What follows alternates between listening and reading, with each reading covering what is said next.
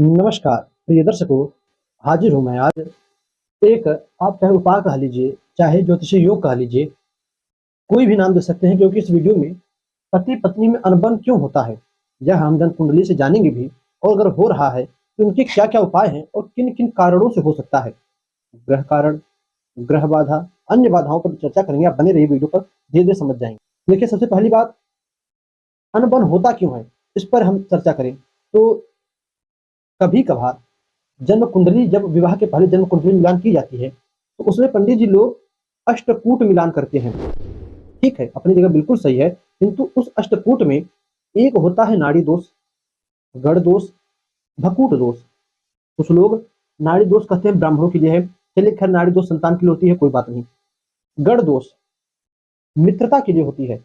अगर गण दोष यानी पति-पत्नी दोनों राक्षस हो तब सही है। दोनों का गण एक का देव हो जाए, एक का राक्षस हो जाए तो हमेशा लड़ाई खटपट चलती रहेगी। तो कुछ लोग अब इसमें कहते हैं अपना उपाय लगाकर बुद्धि लगाकर कि यह दोष सिर्फ क्षत्रियों के लिए होता है। क्यों भाई साहब? आपको आप क्या चाहते हो कि सिर्फ क्षत्रियों का मैरिज लाइफ ही बड़ी अच्छे से चले, बाकी के बच्चे जो है सबका बेकार हो जाए? फिर भकूट दोष सबसे ज़्यादा मैं तो कहता हूँ कि यदि जब तक ग्रह मैत्री और भकूट दोष यह दोनों चीज़ अच्छे से ना मिले, इनका गुण अच्छे से ना निकले, विवाह करना ही नहीं चाहिए। भकूट दोष प्रेम के लिए देखा जाता है। भकूट में जो राशियाँ होती हैं, उन राशियों में आपस में कितनी मित्रता है, कितनी संबंधता है। यदि 0% आवे तो भैया विवाह करने का मतलब ही क्या, जब पति-पत्नी में प्रेम ही ना हो। खैर, दूसरा फिर हमने कहा राशि, ग्रह मित्रता, ग्रह मैत्री। ग्रह मैत्री क्यों?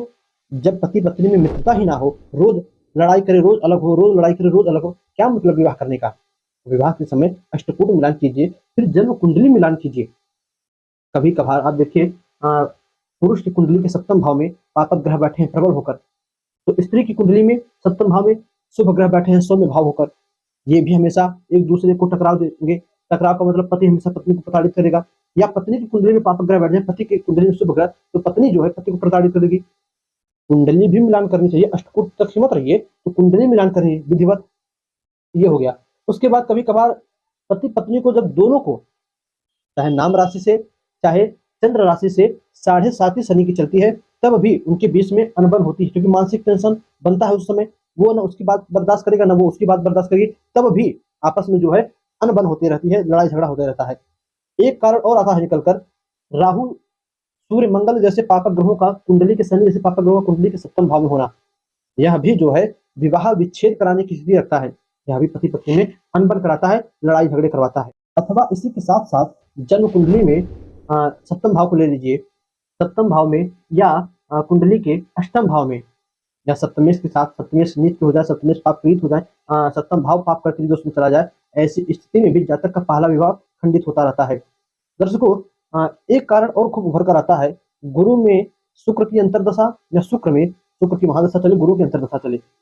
जब इन दोनों की दशा अंतर्दशा आती है, तब अभी जातक के जीवन के विवाह लाइफ में, मैरिज लाइफ में एक बड़ा बदलाव आता है, चाहे वो दोनों आपस में खुद एक-दूसरे को समझ लें, या एक-दूसरे को बिना समझे अलग हो जाएँ।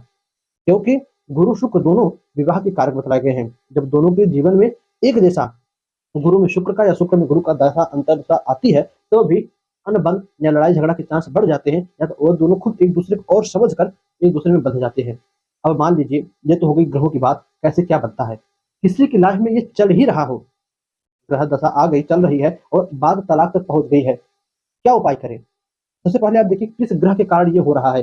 साढ़े साती, राहु, केतु, शनि सप्तम भाव में या शुक्र गुरु की दशा अंतर्दशा, किस ग्रह के कारण ये हो रहा है, उसका उपाय कीजिए। तुरंत उपाय कीजिए, बिना सोचे-समझे तुरंत उस ग्रह का उपाय कीजिए। अब उपाय का मतलब ये नहीं बोल लो तुरंत अंगूठी पहन ले महाराज जी, क्यों भैया? अंगूठी बार-बार ही क्यों पहनना? रत्न ही क्यों धारण करना? उपाय कीजिए, भोलेनाथ की आराधना कीजिए, शुक्र है तो शुक्र का उपाय कीजिए, गुरु है तो गुरु का उपाय कीजिए, पीपल के पेड़ में जल दीजिए, केले के पेड़ में जल दीजिए। बहुत सारे उपाय भी तो हैं, उपाय कीजिए। उपाय करके भी तो आप ठीक हो सकते हैं। फिर दर्शकों इसी के साथ-साथ एक जो प्रबल संभावनाएँ होती हैं, अभी बीते दिनों मैंने एक कार्यक्रम बनाया था, जिसमें कि मैंने दोषों से जुड़ा हुआ, नज़र दोष, प्रेत दोष, फिर उसके बाद जो है तंत्र प्रयोग, ब्रह्म बाधा, पितृ बाधा, देव बाधा, इन सभी बाधाओं पर मैंने एक वीडियो बनाई थी, आपने नहीं देखा होगा, तो चैनल पर चले जाइए या उसका लिंक नीचे आई बटन में मिल जाएगा आपको, आप उस वीडियो को देख लीजिएगा। उस वीडियो में मैंने बारीकी से सभी दोषों के विषय में समझाया था, खासकर ब्रह्म दोष के विषय में, बड़ा ही खतरनाक होता है। तो उसी में शामिल था एक तंत्र प्रयोग।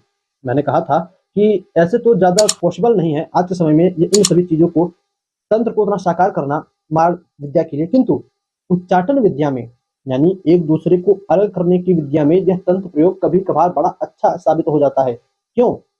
इसलिए क्योंकि शायद आपकी कुंडली में राहु की, शनि की जो स्थिति हो वह सप्तम भाव से मिलती जुलती हो, राहु शनि आपके सप्तम भाव से संबंध बनाते हो, तब आपकी कुंडली में तंत्र प्रयोग के बड़े जल्दी ही आपका ये सप्तम भाव, आपका गृहस्थ लाइफ शिकार हो जाता होगा। और किसी ने तंत्र प्रयोग किया है तो तुरंत आपके इस भाव पर, सप्तम भाव में यदि पापक ग्रह थे तो आपको तुरंत इफेक्ट डालेगा और धीरे धीरे अलग करने की प्रयत्न वह तंत्र प्रयोग से ही करने लगेगा। इसी के साथ मान लीजिए आपने अपनी कुंडली देखा, न तो कोई ग्रह बाधा निकली, यानी न साढ़े साथी निकली, न दशाएं निकली, न पापक ग्रहों का सप्तम भाव में निकला, तब आप समझ लीजिए कि मात्र एक ही वही बात निकल के आती है, तंत्र प्रयोग। किसी ने आपके रिश्ते पर तंत्र प्रयोग किया है जिसके कारण आप दोनों में भटकाव हो रहा है। क्या उपाय करें? एक ही उपाय, तुरंत भोलेनाथ की शरणागति ले लीजिए। सप्तम भाव में देखिए कौन से ग्रह की राशि बनी है, उस राशि के अनुसार रुद्राक्ष धारण कीजिए। सूर्य की राशि हो तो एक मुखी, चंद्रमा की राशि हो तो दो मुखी, बुध की राशि हो तो तीन मुखी, अथवा गौरी शंकर रुद्राक्ष आता है उसे धारण, दोनों पति पत्नी दोनों लोग धारण कर लीजिए, उससे भी शांति मिलेगी। अथवा श्रद्धा पूर्वक सोमवार के दिन भगवान शंकर और माता पार्वती की जो स्त्री हो वह, यदि बात तलाक तक भी आ चुकी है तब भी मैं कहूंगा आप इस उपाय को कीजिए सोमवार के दिन। वैसे जब तलाक तक आ चुकी तो रोज कीजिए, नहीं तो थोड़ी बहुत अनबन हो रही हो तो रोज हर सोमवार के दिन भगवान शंकर, माता पार्वती की खास करके, पार्वती जी की खास करके पूजा कीजिए। और महामृत्युंजय मंत्र, नहीं महामृत्युंजय मंत्र, सिर्फ मृत्युंजय मंत्र, त्र्यंबकम यजामहे सुगंधिम पुष्टिवर्धनम, इस मंत्र का जप कीजिए। जितना आपसे बन सके, 1 माला, 2 माला, 3 माला, 4 माला, 10 माला, 11, 20, 50, जितना बन सके उतनी माला का आप जप कीजिए।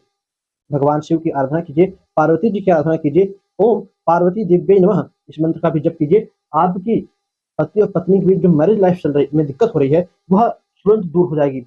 और साथ ही साथ सोमवार के सोमवार हर दिन माता पार्वती को मेहंदी चढ़ाइए।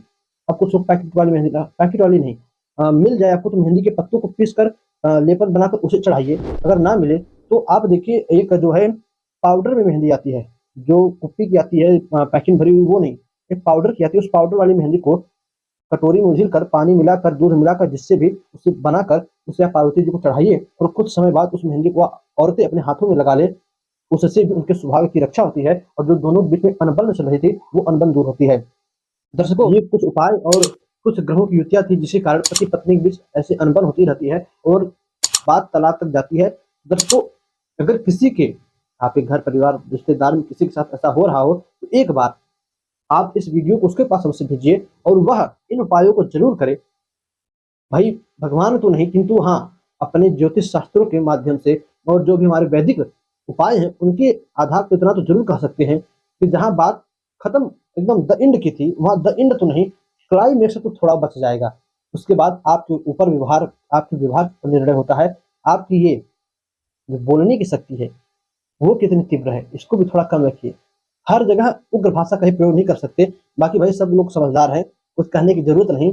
ग्रह युतियों को देखिए, ऐसे बने तो ग्रहों का उपाय, और ऐसा ग्रह युति ना बने, दशा अंतर दशा ग्रहों पापक ग्रह सप्तम भाव में ना बैठे हो तो तंत्र क्रिया मानकर तुरंत शिव जी की शरणागति लेकर शिव जी की उपासना पूजा पाठ कीजिए। और जब बात तलाक से हटकर, द एंड से हटकर क्लाइमेक्स पे आ जाए कि नहीं अभी कुछ दिन रुको, तब फिर धीरे धीरे अपने व्यवहार में आप बदलाव लाइए, क्योंकि भाई व्यवहार एक ऐसी चीज है कि पत्थर को भी पिघला सकती है। चलिए आगे सब समझदार कुछ कहें जो नहीं। दर्शकों बस आज के लिए इतना ही, उपायों को अवश्य कीजिएगा, बड़े ही सिद्ध उपाय हैं यह।